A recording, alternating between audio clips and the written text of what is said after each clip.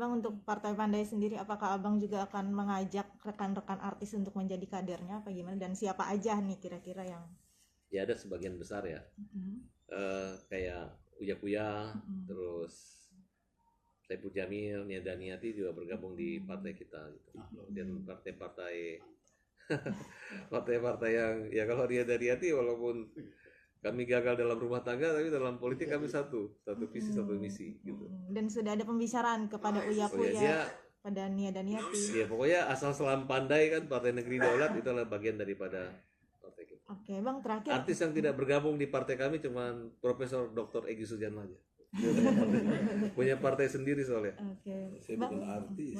terakhir kan tadi saya dapat info kalau Abang hari ini ke Bareskrim nih, tapi ternyata nggak jadi ya Bang ya? Jadi teman-teman sudah sebagian kita udah besok. Oh besok. Kalau sebagian berapa teman yang lain besok.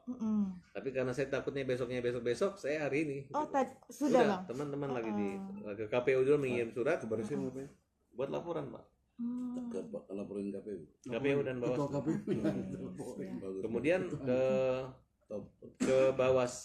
KPU kita membuat surat gini kan, produk yang sengketa KPU itu nanti itu kan dianggap tidak ada.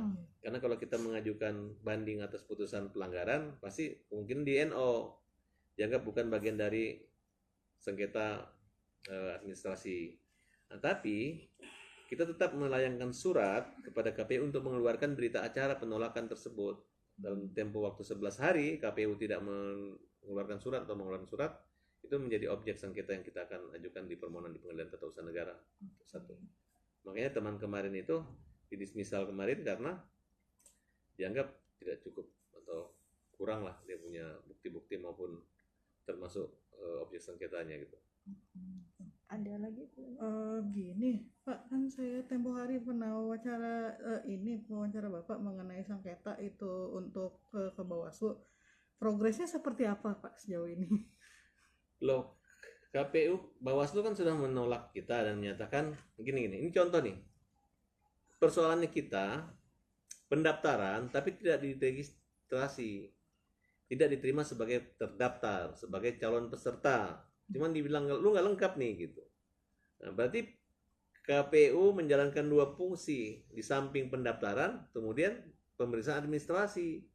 Harusnya kan berbeda. Seperti partai-partai yang gagal tidak lolos dua administrasi 23 ini masih diberi kesempatan untuk melengkapi. Nah, akhirnya hak daripada 16 partai ini hilang begitu aja. Dianggap kayak kayak main-main gitu. Lain halnya kalau kita nggak punya kelengkapan. Persoalannya ada beberapa partai yang mungkin mepet akhir pendaftaran.